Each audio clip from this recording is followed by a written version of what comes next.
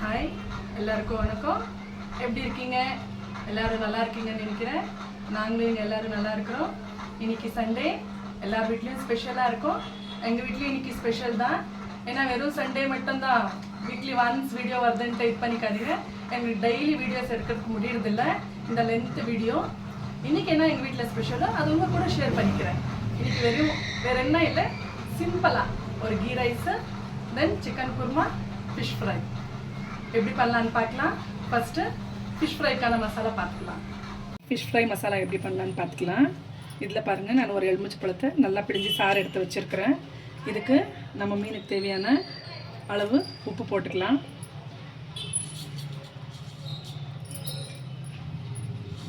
உப்பு போட்டாச்சு. இப்போ அதுக்கு கொஞ்சம் இஞ்சி பூண்டு பேஸ்ட் போட்டுக்கலாம்.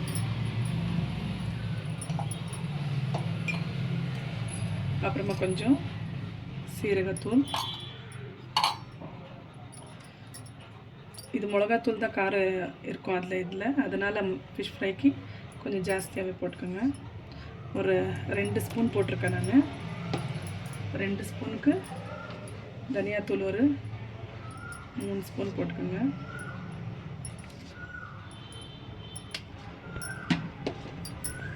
கொஞ்சம் மஞ்சள் தூள் போட்டுக்கலாம்.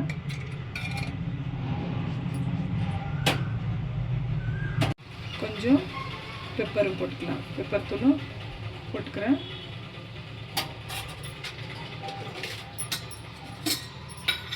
இதெல்லாம் சேர்த்து இப்போ நல்லா கிளறி விட்டுக்கலாம்.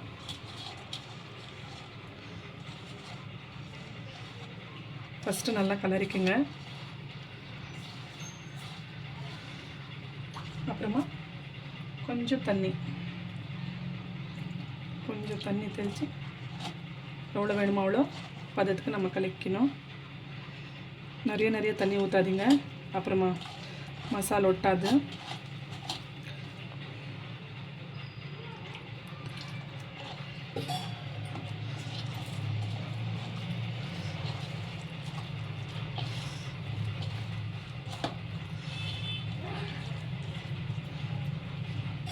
பார்த்து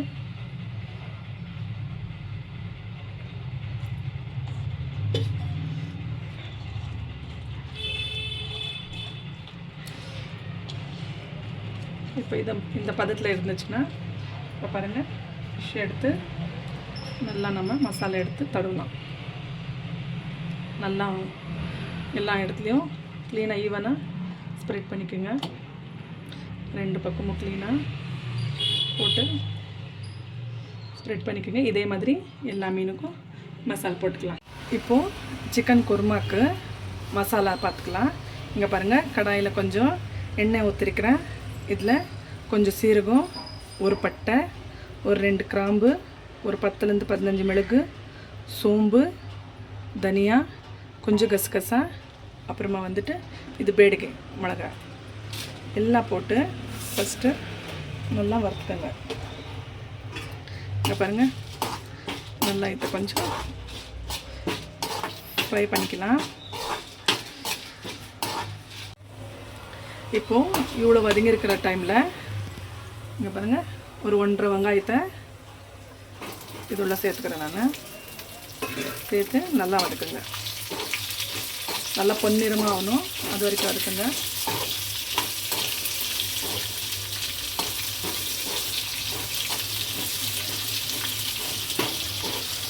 இப்போ பாருங்கள், இது நல்லா வெங்காய கலர் சேஞ்ச் ஆகிடுச்சு. இந்த டைமில் கொஞ்சம் புதினா போட்டுக்கோங்க, கொஞ்சம் கொத்தமல்லி போட்டுக்கோங்க. இங்கே பாருங்கள், ஒரு 5 பச்சை மிளகாய் எடுத்துருக்குறேன், அதையும் சேர்த்துக்கிறேன். சேர்த்துன்னு இஞ்சி பூண்டு பேஸ்ட் கொஞ்சம், அந்த இதுக்கு எவ்வளோ தேவைப்படுமோ அவ்வளோ இஞ்சி பூண்டு பேஸ்ட் போட்டுக்கோங்க. போட்டுன்னு இப்படி அவ்வளோ நல்லா வதக்குங்க.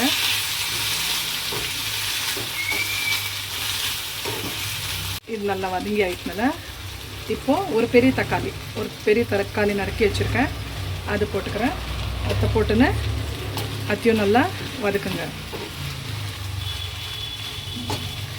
ஏன் வதக்குறோன்னு சொன்னால் அப்போ டேஸ்ட் நல்லாயிருக்கும் குழம்புக்கு.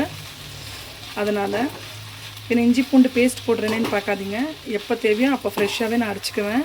அரைச்சின்னு ஒரு 2-3 ஐட்டம்ஸ் இருந்துச்சுன்னா அதுக்கு எல்லாத்துக்கும் ஆகிற மாதிரி இஞ்சி பூண்டு பேஸ்ட் பண்ணின்னு அதை யூஸ் பண்ணிக்குவேன். இது நல்லா வதக்கிடலாம். இப்போது ஒரு 10 பல் தேங்காய் தான் போடுறேன். ஏன் குருமான்னு சொல்லிட்டு நிறையா தேங்காய் போடலன்னா இப்போ வெயில் காலத்தில் நம்மளுக்கு அவ்வளோவா தேங்காய் சீக்கிரமே செரிக்காது. அதனால் கொஞ்சம் தேங்காவே நான் மிக்ஸ் பண்ணிக்கிறேன், போதும். அதுவே ஆட் பண்ணி இப்போ இது ஜாஸ்தி வதக்கக்கூடாது. தேங்காய் போட்டு மேலே ஒரு 2 நிமிஷம் ஆகிட்டு ஆஃப் பண்ணிவிடுங்க கேஸை. இதை நல்லா இப்போ சூடு ஆறிட்டு மேலே அப்புறமா நாங்கள் மிக்சியில் மிக்ஸ் பண்ணி வச்சுக்கலாம். ஓகேங்களா? சிக்கன் குருமாவுக்கு ரெடி பண்ணிக்கலாம். மசாலுக்கு ரெடி பண்ணிட்டேன். இப்போ இதை எப்படி தாளிச்சிக்கலான்னு பார்க்கலாம். ஆயில் ஊற்றிருக்கிறேன், எண்ணெய் அது நல்லா காயட்டும். இங்கே பாருங்கள், ஒரு ஆஃப் வெங்காயம், கொஞ்சம் கருவேப்பிலை. எண்ணெய் நல்லா காய்ஞ்சிடுச்சேன். காய்ஞ்ச உடனே இதை போட்டுடுங்க.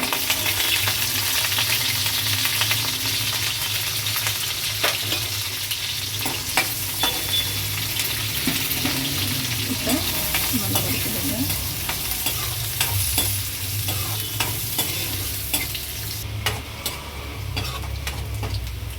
இப்போ நல்லா வதங்கிடுச்சு. இதுக்கு சிக்கன் ஆட் பண்ணிக்கலாம்.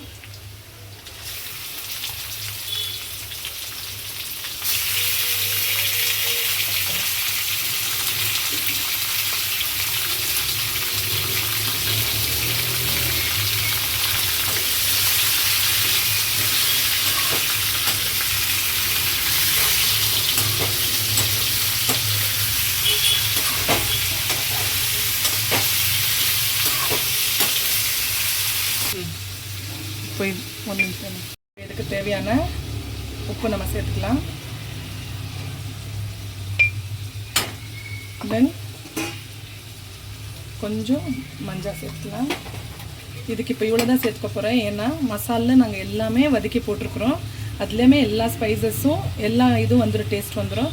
அதனால் இவ்வளோ இதை போட்டு கலக்கி கொஞ்சம் நேரம் மூடி வச்சிடலாம்.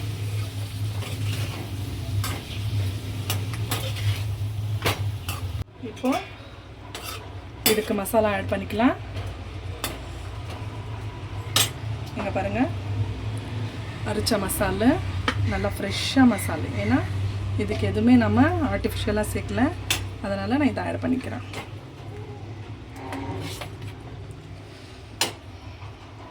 நம்ம கீ ரைஸுக்கு பார்க்கலாம்.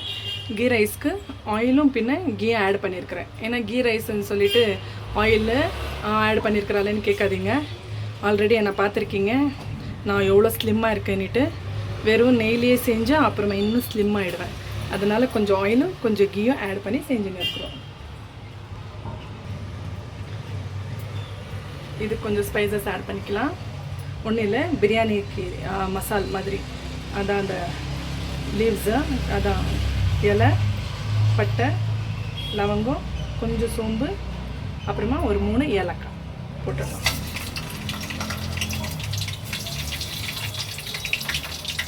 போட்டுட்டு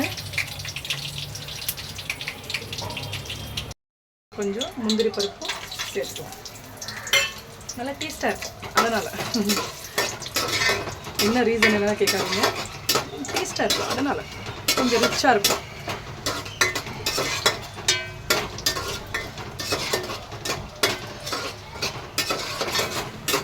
இது கொஞ்சம் வதங்கினா போதும். ஒரு 4 வெங்காயம் அரிஞ்சு வச்சுருக்கிறேன், அது சேர்த்துக்கிறேன். அப்புறமா ஒரு 10 பச்சை மிளகாய் இருக்குது, அதையும் ஆட் பண்ணிக்கிறேன்.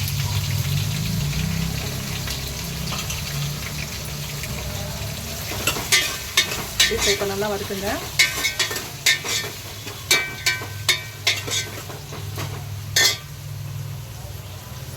இதுக்கு தெரியும் இல்லைங்களா, கீ ரைஸ்னாலே அதுக்கு வெறும் பச்சை மிளகாவோட காரம் மட்டும்தான், வேறு எதுவும் ஆட் பண்ணுறதில்ல.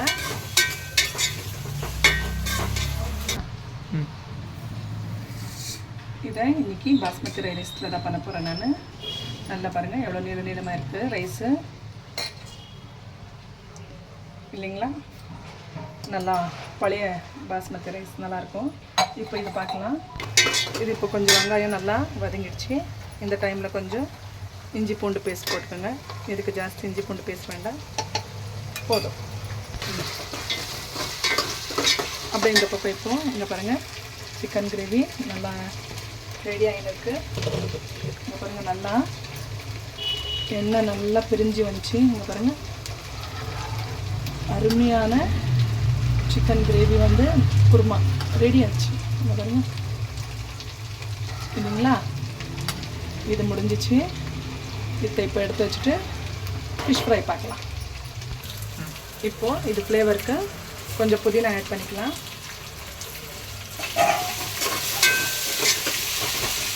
சும்மா ஒரு ஃப்ளேவருக்கு தான், ஒரு சிம்பிளான கீ ரைஸ் தானே. கொஞ்சம் புதினா ஆட் பண்ணியிருக்கேன். இது நிறைய வதக்கணுன்ட்டு தேவையில்லை. இப்போ இதுக்கு தேவையான அளவு உப்பு போட்டுக்கலாம்.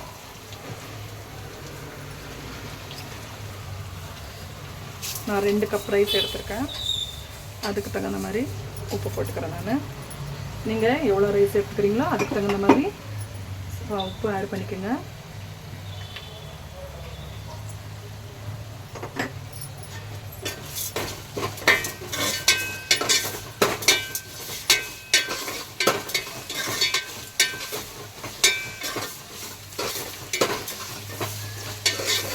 கிளாஸில் தான் நான் ரைஸ் எடுத்திருக்கேன். 2 glasses ஆஃப் ரைஸ்க்கு எப்போவுமே நான் சொல்கிற மாதிரி தான், நான் 2க்கு 4 கிளாஸ்ன்னு போட மாட்டேன். ஏன்னா நான் பாஸ்மதி ரைஸ் யூஸ் பண்ணுறதுனால இது 2 கிளாஸ்க்கு 3.5 கிளாஸ், அரை கிளாஸ் தண்ணி நான் கம்மியாக தான் ஆட் பண்ணுவேன். இப்போ பாருங்கள், இது தண்ணி எப்படி நல்லா கொதிக்குது இல்லைங்களா. இந்த டைமில் நல்லா கழுவி வச்சுருக்கிற ரைஸை ஆட் பண்ணிக்கலாம் தண்ணி இல்லாமல்.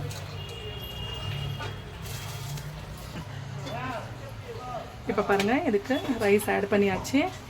இப்போ இதை ஒரு நல்லா ஒரு கலர் கலரி உப்பு இருக்கான்னு பார்த்துட்டு மூடி வச்சிடுறேன். அவ்வளோதான். நிறைய கலரினே இருந்தால் பாஸ்மதி ரைஸ் இல்லைங்களா உடஞ்சிடும். அதனால் ஒரு 2 வாட்டி கலரிட்டு அப்புறமா தம்முக்கு வச்சிடலாம். அப்புறமா எப்படி ரெடி ஆகிருக்குன்னு உங்களுக்கு காட்டுறேன். இப்போது ஃபிஷ் ஃப்ரை எப்படி பண்ணலான்னு பார்க்கலாம். மசாலா போட்டு இதெல்லாம் காட்டினேன் எப்படி.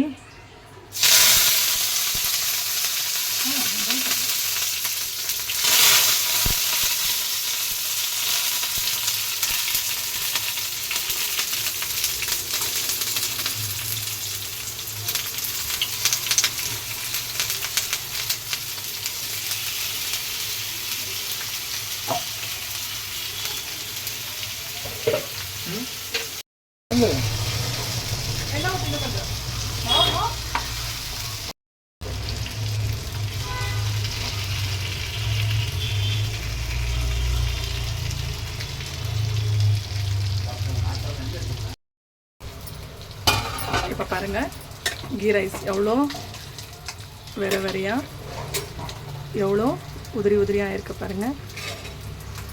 அந்த பாஸ்மதி ரைஸ்ன்றதுனால ஸ்மெல் அட்டகாசமாக இருக்கும். சிம்பிளாக இங்கே பாருங்கள், சிம்பிளாக ஒரு ரைஸு சூப்பராக வந்திருக்கு.